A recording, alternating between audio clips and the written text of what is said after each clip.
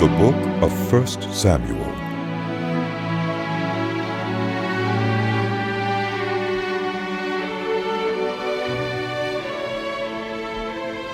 There was a certain man from Ramathaim, a Zuphite from the hill country of Ephraim, whose name was Elkanah, son of Jeroham, the son of Elihu, the son of Tohu, the son of Zuph, an Ephraimite. He had 2 wives. One was called Hannah, and the other Peninnah. Peninnah had children, but Hannah had none. Year after year, this man went up from his town to worship and sacrifice to the Lord Almighty at Shiloh, where Hophni and Phinehas, the 2 sons of Eli, were priests of the Lord. Whenever the day came for Elkanah to sacrifice, he would give portions of the meat to his wife Peninnah and to all her sons and daughters. But to Hannah he gave a double portion because he loved her, and the Lord had closed her womb. Because the Lord had closed Hannah's womb, her rival kept provoking her in order to irritate her. This went on year after year. Whenever Hannah went up to the house of the Lord, her rival provoked her till she wept and would not eat. Her husband, Elkanah, would say to her, "Hannah, why are you weeping? Why don't you eat? Why are you downhearted? Don't I mean more to you than 10 sons?" Once, when they had finished eating and drinking in Shiloh, Hannah stood up. Now Eli the priest was sitting on his chair by the doorpost of the Lord's house. In her deep anguish, Hannah prayed to the Lord, weeping bitterly, and she made a vow, saying, "Lord Almighty, if you will only look on your servant's misery and remember me, and not forget your servant, but give her a son, then I will give him to the Lord for all the days of his life, and no razor will ever be used on his head." As she kept on praying to the Lord, Eli observed her mouth. Hannah was praying in her heart, and her lips were moving, but her voice was not heard. Eli thought she was drunk and said to her, "How long are you going to stay drunk? Put away your wine." "Not so, my Lord. Hannah replied. I am a woman who is deeply troubled. I've not been drinking wine or beer. I was pouring out my soul to the Lord. Do not take your servant for a wicked woman. I have been praying here out of my great anguish and grief." Eli answered, Go in peace, and may the God of Israel grant you what you have asked of him. She said. "May your servant find favor in your eyes." Then she went her way and ate something, and her face was no longer downcast. Early the next morning, they arose and worshipped before the Lord, and then went back to their home at Ramah. Elkanah made love to his wife Hannah, and the Lord remembered her. So, in the course of time, Hannah became pregnant and gave birth to a son. She named him Samuel, saying, "Because I asked the Lord for him." When Elkanah went up with all his family to offer the annual sacrifice to the Lord and to fulfill his vow, Hannah did not go. She said to her husband, "After the boy is weaned, I will take him and present him before the Lord, and he will live there always." Do what seems best to you. Her husband Elkanah told her, Stay here until you have weaned him. Only may the Lord make good his word. So the woman stayed at home and nursed her son until she had weaned him.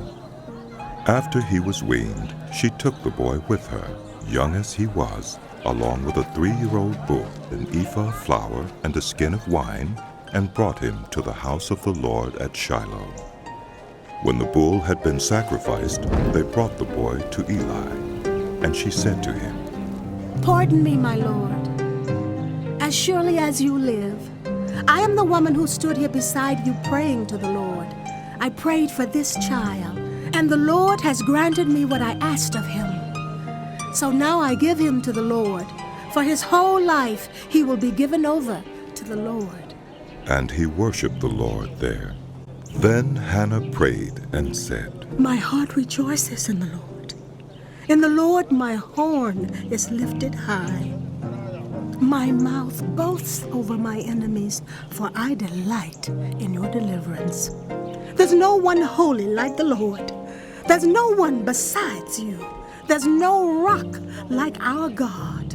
Do not keep talking so proudly or let your mouth speak such arrogance, for the Lord is a God who knows, and by him deeds are weighed.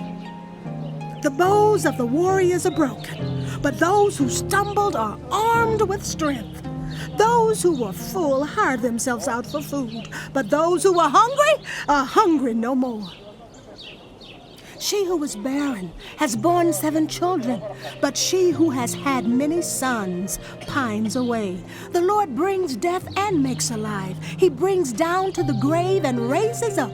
The Lord sends poverty and wealth. He humbles and he exalts. He raises the poor from the dust and lifts the needy from the ash heap. He seats them with princes and has them inherit a throne of honor. For the foundations of the earth are the Lord's. On them he has set the world. He will guard the feet of his faithful servants, but the wicked will be silenced in the place of darkness. It is not by strength that one prevails. Those who oppose the Lord will be broken. The Most High will thunder from heaven. The Lord will judge the ends of the earth. He will give strength to his king and exalt the horn of his anointed. Then Elkanah went home to Ramah, but the boy ministered before the Lord under Eli the priest. Eli's sons were scoundrels. They had no regard for the Lord. Now it was the practice of the priests that whenever any of the people offered a sacrifice, the priest's servant would come with a 3-pronged fork in his hand while the meat was being boiled, and would plunge the fork into the pan or kettle or cauldron or pot. Whatever the fork brought up, the priest would take for himself. This is how they treated all the Israelites who came to Shiloh.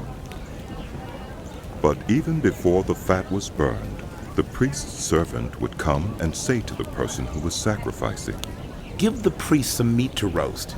He won't accept boiled meat from you, but only raw." If the person said to him, "Let the fat be burned first, and then take whatever you want," the servant would answer, "No, hand it over now. If you don't, I'll take it by force."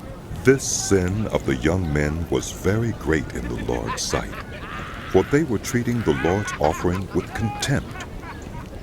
But Samuel was ministering before the Lord, a boy wearing a linen ephod. Each year his mother made him a little robe and took it to him when she went up with her husband to offer the annual sacrifice. Eli would bless Elkanah and his wife, saying, May the Lord give you children by this woman to take the place of the one she prayed for and gave to the Lord. Then they would go home, and the Lord was gracious to Hannah. She gave birth to 3 sons and 2 daughters. Meanwhile, the boy Samuel grew up in the presence of the Lord. Now Eli, who was very old, heard about everything his sons were doing to all Israel, and how they slept with the women who served at the entrance to the tent of meeting. So he said to them, Why do you do such things? I hear from all the people about these wicked deeds of yours. No, my sons, the report I hear spreading among the Lord's people is not good.